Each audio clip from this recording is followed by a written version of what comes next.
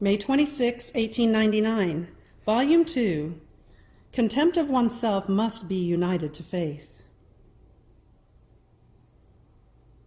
This morning I was in such a state of annihilation of myself, to the point of feeling obnoxious and annoyed. It seemed to me I was the most abominable being that could be found.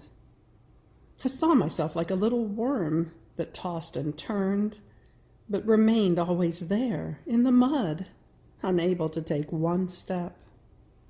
Oh God, what human misery! Yet after having been given so many graces, I am still so bad. My good Jesus, always benign with this miserable sinner, came and told me, "Contempt of yourself is praiseworthy when it is well invested with the spirit of faith. But when it is not invested with the spirit of faith, instead of doing you good, it can harm you. In fact, in seeing yourself as you are, unable to do anything good, you will be discouraged, disheartened, without daring to take one step on the path of good. But by leaning on me, that is, by investing yourself with the spirit of faith, you will come to know and despise yourself, and at the same time to know me, confident of being able to do anything with my help. And here is how, by acting in this way, you will walk according to the truth." How much good these words of Jesus have done to my soul!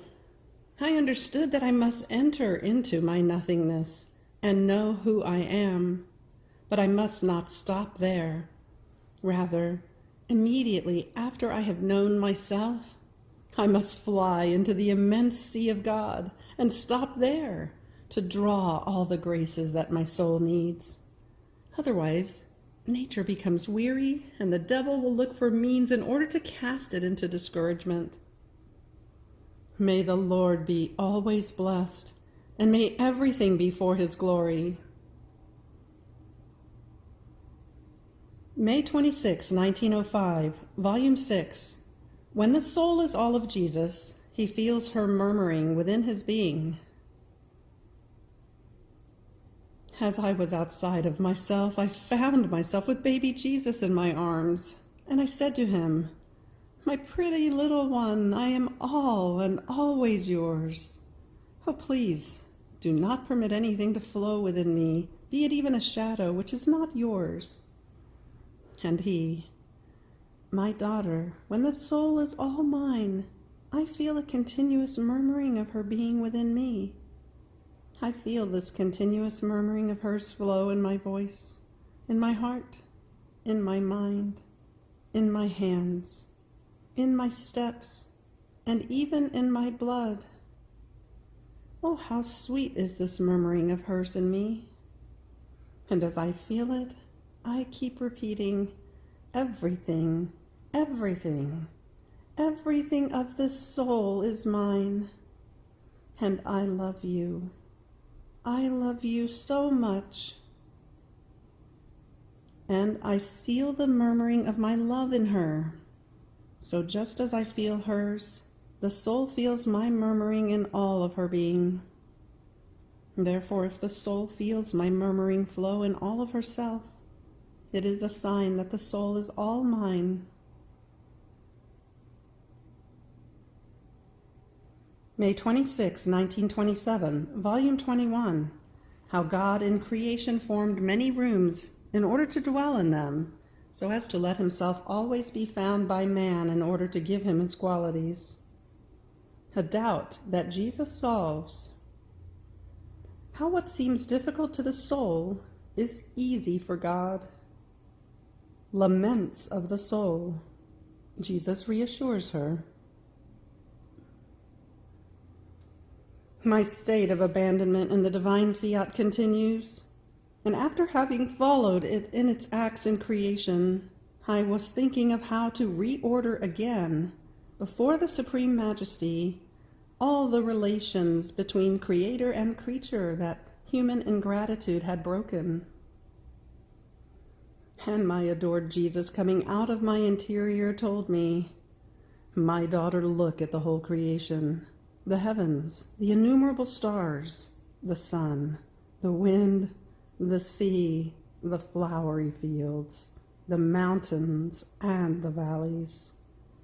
These are all rooms that I formed, and in each room I formed my royal palace to make of it my dwelling.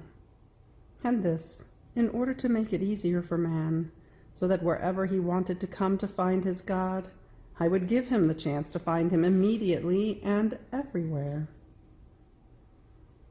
And he placed himself in each room in the act of waiting for him, leaving all the rooms open, so as not to give him the bother of having to knock, but so that he might enter freely. As many times as he wanted, he would be ready to receive him. The Creator of heaven and earth did not place himself at one point only, but everywhere, so that man might find him always. And he placed these rooms so close to each other so as to form many shortcuts, because between Creator and creature there is to be no distance, but closeness and communion. So all these rooms were and are relations, bonds, and ways between God and man. But who was to maintain these relations and force, strengthen these bonds, order the ways, open the doors? Our will reigning in man would take on this commitment so important of maintaining the order of all creation just as we issued it. As he withdrew from the divine fiat, the relations were no longer in force.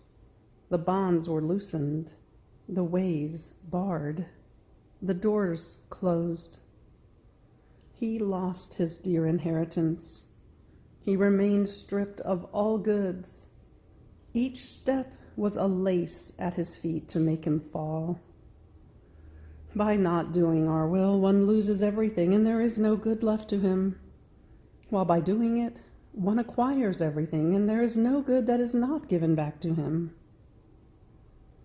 What did the paternal goodness of the Creator not do in creation for love of man? He not only formed many rooms, but each different from the other, so as to let himself be found in many different ways by him whom he loved. In the sun he would let himself be found invested with light, all majesty, burning with love, waiting for him in order to give him his light, so as to let himself be comprehended, to give him his love, so that by entering into this room to find his God, man might become light and love. In the sea he would let himself be found as the strong God, to give him strength. In the wind he would let himself be found ruling and dominating, to give him rule and dominion. In each created thing he waited for man, to give him the participation in his qualities. After this, I was thinking to myself, Jesus loves his will so much, and it seems that he so much yearns for it to be known, so that it may dominate and reign. But it seems difficult to me that the divine will may be known, because there is no one who occupies himself with it, nor is anyone interested. All the interest is of Jesus, but in creatures it does not exist. So if these creatures neglect to give this great glory to God, as well as to hold out the fullness of all goods to creatures, how can the kingdom of the eternal fiat ever become known? Now, while I was thinking of this, my sweet Jesus moved in my interior and told me, "My daughter, what seems difficult to you is not difficult for God. Just as in redemption there were no difficulties for God, nor could all the human perfidy hinder the course of our love, and even less the fulfillment of our decision to come to redeem mankind. When the divinity decides to do an act, to accomplish a work, whatever the causes, the circumstances, the impediments might be, it triumphs over everything, it conquers everything, and it does what it has established. So the culminating and important point for God is in establishing what he wants to do. Once he has done this, he has done everything. Therefore, if in us it is established that our will must be known and that its kingdom will come upon earth, it is as though already done. Just as redemption was accomplished because it was established by us, so it will be done for our will. More so, since this, its kingdom, was issued by the divinity in creation, fully in order, so that it might reign and dominate.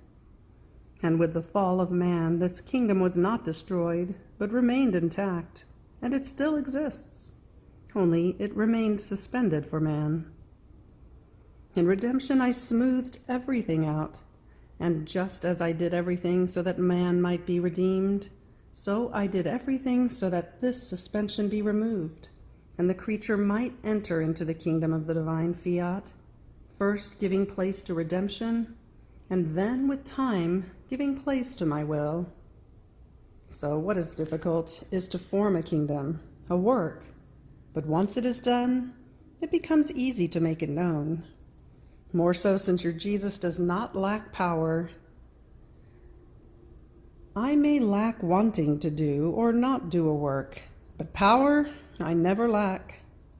I will dispose things, circumstances, creatures, events, in such a way as to make it easy for my will to become known. And then I felt all afflicted, and I thought to myself, how hard is my state. I feel I cannot go on. The divine will is inexorable, immutable, and having to deal with the fiat is no joke.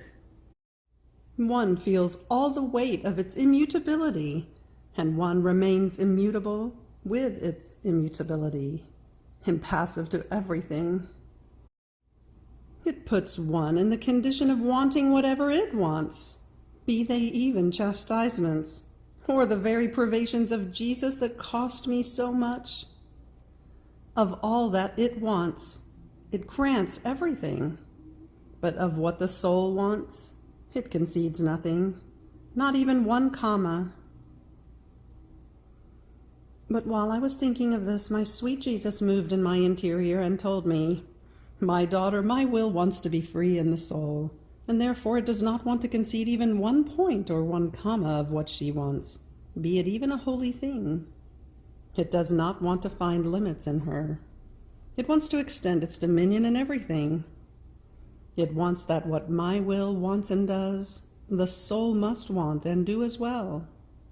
Therefore it makes her feel all the weight of its immutability, so as to render her immutable, in such a way that she must not be subject to changing because she sees creatures suffer, or because she sees them without some temporary good, or because she wants to give it. This would be going out of its immutability. This is human sanctity. The sanctity of my will is divine sanctity and does not admit these weaknesses. If my divine will were subject to this, our justice would have to be without life in our supreme being, which cannot be. If you knew at what point our justice finds itself in these times, and if it wanted to unload itself completely over you, you would remain crushed. And my will does not want to crush you, but wants that creatures have their penalty in part, also to make them open their eyes from the great blindness into which they have fallen. Almost all nations live relying on debts. If they do not make debts, they cannot live. And in spite of this, they celebrate. They spare themselves nothing, and are making plans of wars, incurring enormous expenses. Do you yourself not see the great blindness and madness into which they have fallen? And you, little child, would want my justice not to strike them, and to be lavish with temporal goods? So you would want them to become more blind and more insane?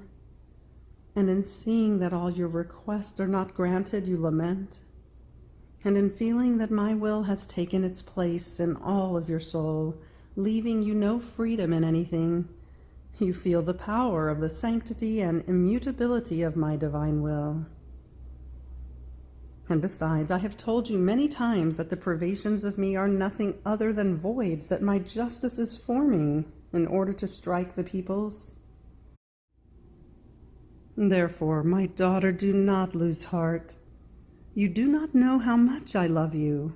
or how many treasures I have placed in you, nor can I leave you. I must guard all the gifts I have placed in you. You must know that each one of my words is a divine gift. And how many of them have I spoken to you? And when I give, I never take the gift back. And to be sure that my gifts are safe, I remain as guardians of my gifts and of the soul who possesses them. Therefore let me do, and let my will reign freely in you. May 26, 1928, Volume 24. God is order, and when he wants to give a good, he places the divine order in the midst of creatures. How our Lord, in forming the Our Father, placed himself at the head of the kingdom of the divine Fiat. I continue what is written above. As I was concerned about all that regards the kingdom of the will of God, my always lovable Jesus added, "My daughter, God is order, and when he wants to give a good to creatures, he always places his divine order in it. And everything that is done in order to obtain a good so great begins from God, as he places himself at the head of it to take on the commitment, and then orders the creature for the same purpose. I did this in order to give myself the redemption, and so that creatures might receive it. And I am doing this myself to give the kingdom of the divine Fiat, and so that creatures may receive it.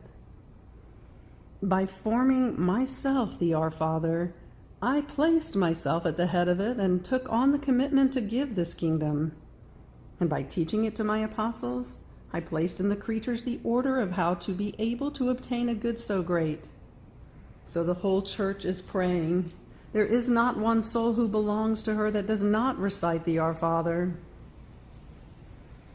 And even though many recite it without interest in wanting and asking for a kingdom so holy, that the divine will be done on earth as it is in heaven, since the interest is in he who taught it, by their reciting it, my interest is renewed, and I hear my own prayer asking, "May your kingdom come, so that your will be done on earth as it is in heaven."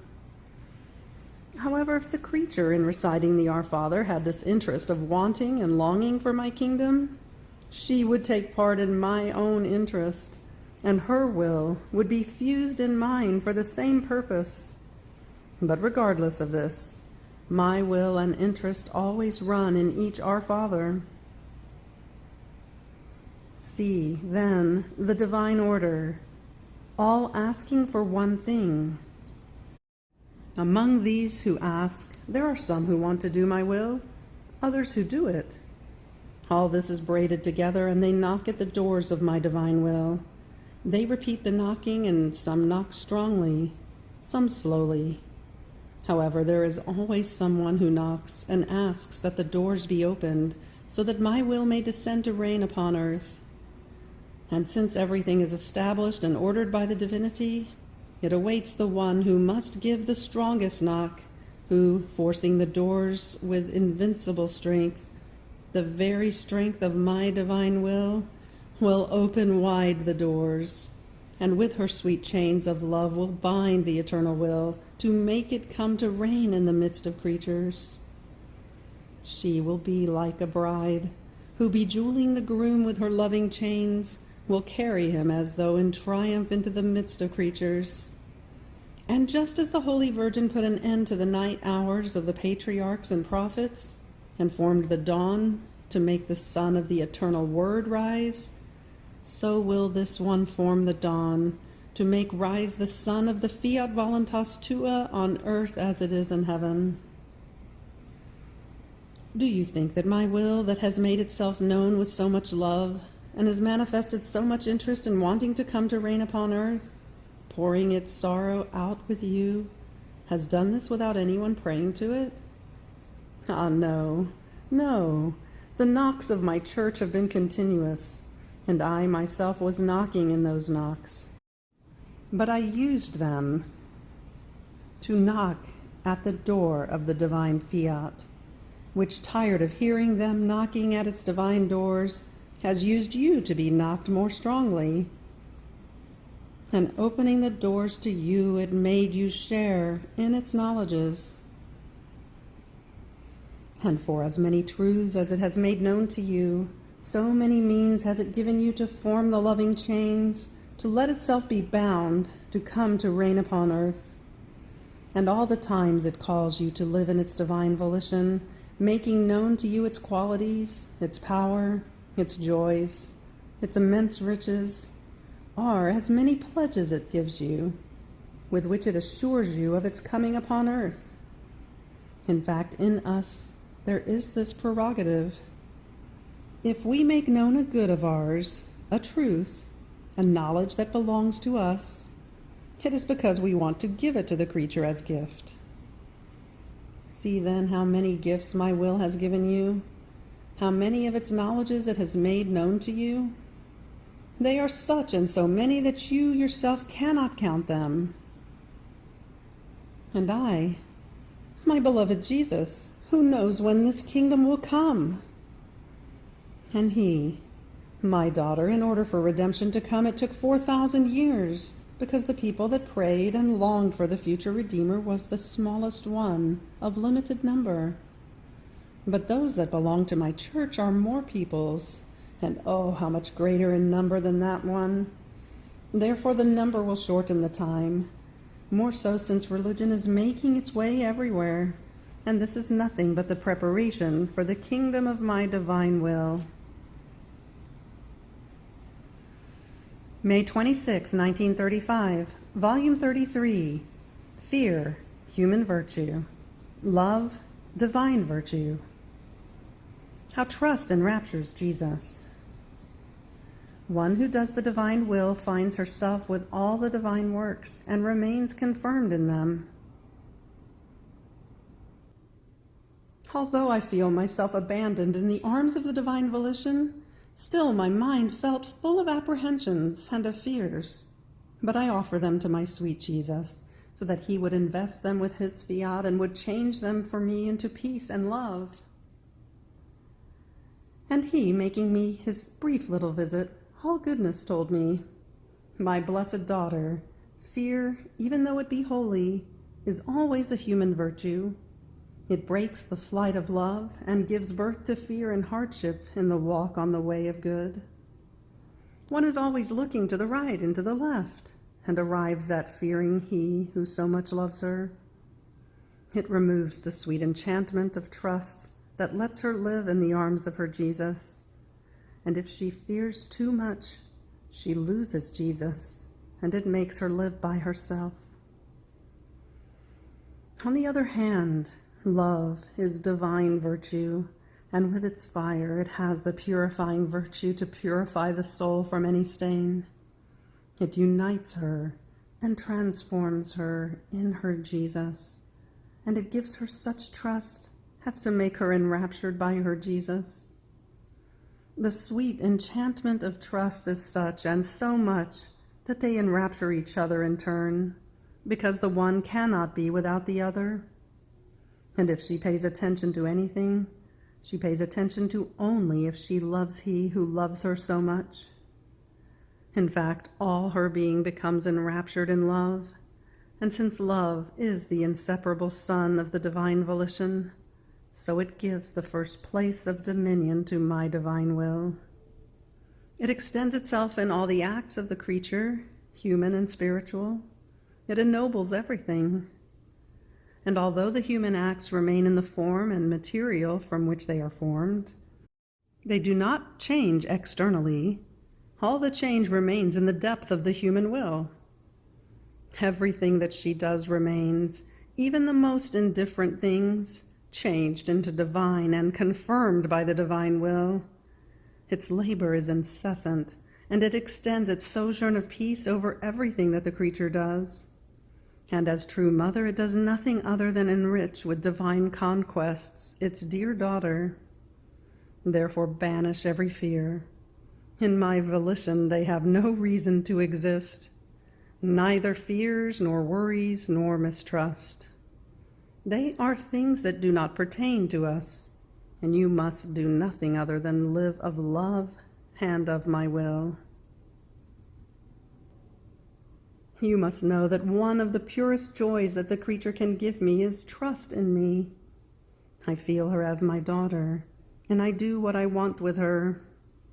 I can say that trust makes me known for who I am, that I am the immense being, my goodness without end, my mercy without limits. And when I find more trust, I love her more, and I abound more toward creatures. So I continued my abandonment in the divine volition, and I prayed him that he would pour himself over my little soul and would make me rise again, all in the divine fiat. Oh, how I would want to be one single act of divine will. And my sweet Jesus, resuming his say, told me, "My daughter, you must know that all created things and everything that I did and suffered in redemption run after the creature in order to tell her, 'We bring you the love of your Creator in order to receive yours.' We are his messengers that, while we descend into the depth of the earth, we rise again on high in order to bring as in triumph your little love to our Creator. But do you know the great good that comes to you? You remain confirmed in love and in his works, in his life, in his sufferings, in his tears, in everything. In fact, my daughter, you find yourself and you run in all our works. Our will brings you everywhere, and we find ourselves confirmed in you. An exchange of acts and of life occurs, the creature in the Creator, and the Creator in the creature. She acts as repeater of the divine acts. Greater grace I could not do, nor the creature receive. This confirming in our works reproduces all our goods in her. Our sanctity, goodness, love, our attributes become transmitted into her. And we, enraptured, contemplate her, and in our emphasis of love we say, "Beautiful, holy, perfect is our being in our immensity, light, power, wisdom, love, interminable goodness, but beautiful yet to see this our immensity of attributes enclosed in the creature. Oh, how she glorifies us and she loves us. It seems that she tells us, 'I am little, nor is it given to me to enclose and to contain all your immensity, but what you are, so am I. Your divine will has enclosed you in me, and I love you with your same love. I glorify you with your light. I adore you with your sanctity.